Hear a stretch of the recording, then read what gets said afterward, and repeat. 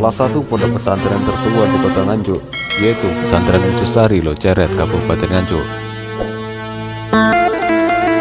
Pesantren ini didirikan pada tahun 1720 Masehi oleh Kyai Adi Imran Bendungan dan masih eksis hingga saat ini. Pesantren ini pun terbukti telah banyak melahirkan banyak ulama besar di berbagai wilayah dan mencapai masa kejayaan di bawah kepemimpinan Kiai Haji Zainuddin.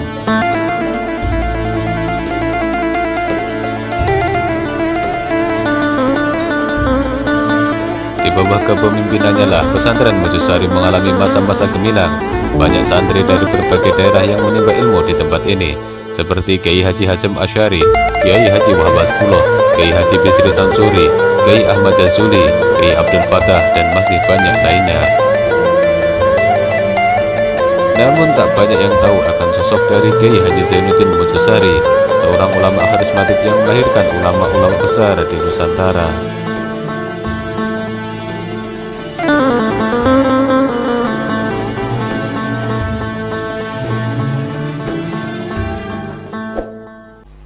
Santri dipenging tirakat Mbak Mercusari dawuh bapak ngoten.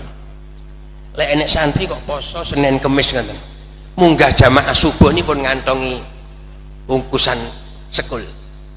Nyoh, panganan gak usah poso, kowe gak usah tirakat, sing tirakat aku wae. Teng santri ngoten niku. Jadi santrine gak usah tirakat-tirakatan, wis dijamin karo Pak Yai seolah-olah mesti pintere, mesti dadine. Zaman kuno ini enten unen-unen, pokoknya santri Mercusari mesti dadi kiai. Biyen unen-unen ngoten niku.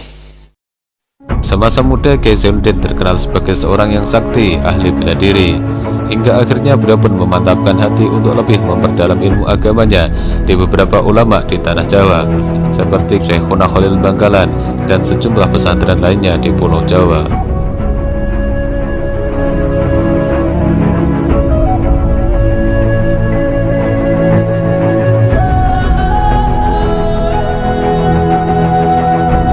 Kiai Zainuddin pun juga merupakan teladan yang baik tak hanya bagi santri tetapi juga bagi masyarakat. Sikapnya yang sederhana, penyayang serta santun terhadap sesama mencerminkan akhlak dari Nabi Muhammad SAW.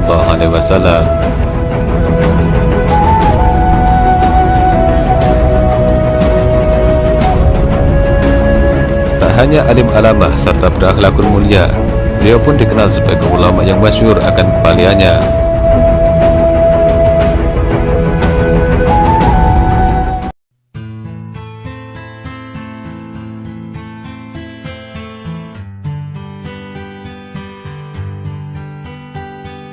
Dan tak hanya itu, beliau pun dikenal selalu disiplin dan istiqomah dalam beribadah, serta sungguh-sungguh dalam mendidik santri-santrinya, sehingga tak heran banyak ulama-ulama besar yang terlahir di pesantren ini.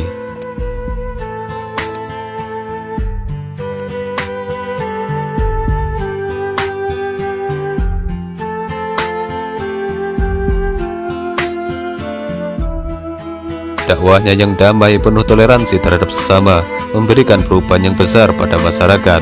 Sedikit demi sedikit warga setempat menjadi pribadi muslim yang taat pada Allah Subhanahu wa Ta'ala.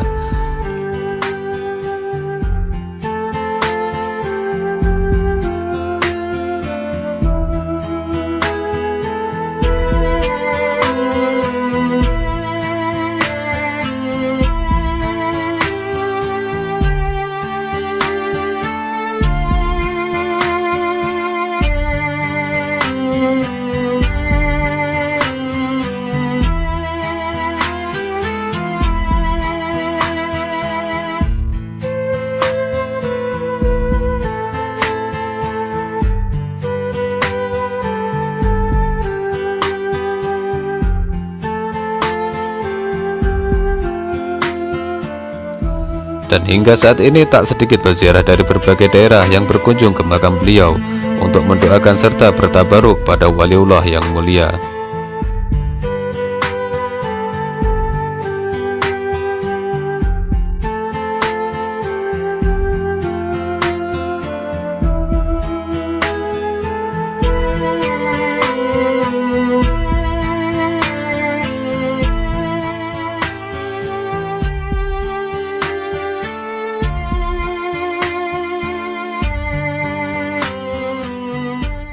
ngaturaken dhateng panjenenganipun ingkang sanget kita mulyakaken.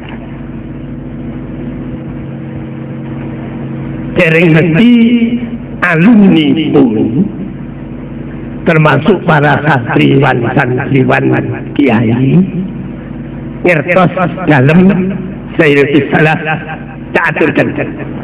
Satu, dalam ketekunan Mbah Yai rahmatullahi alaih atas ngaji mulang santri, yaitulah yang bisa dikatakan namanya ikhlas. Tidak pernah macam-macam pada santrinya. Jangan masalah uang, Pak, masalah kebutuhan pun tidak pernah. Sehingga sampai Mbah Yai itu sama santrinya ambil kacamata yang ketinggalan di rumah itu aja tidak boleh diambil sama santri. Hak. Waktu mulang Mbah Yai pakai kacamata, kacamatanya ketinggalan, itu mau diambil sama santrinya tidak boleh. Satu. Keduanya, Mbah Yai itu adalah seorang tekun sekali. Didorong disebabkan karena sangat ikhlas mereka itu yang mulia. Itulah kiai. Itulah kiai. Itulah yang disebutkan al-ulama warasatul anbiya. Ulama yang adalah warisan daripada para anbiya wal mursalin. Wa fi lafdin ulama'u ummati ka anbiya Bani Israil. Sadaqa Rasulullah sallallahu alaihi wasallam. Itu benar. Satu, ketekunan. Beliau mengaji mulang santri dengan ikhlas tersebut. Ikhlas apa saja, waktunya pun bangun pagi-pagi mulai dulu sampai usianya 140 tahun. Mengajarnya tetap tidak pernah absen dan sangat murah kepada santri.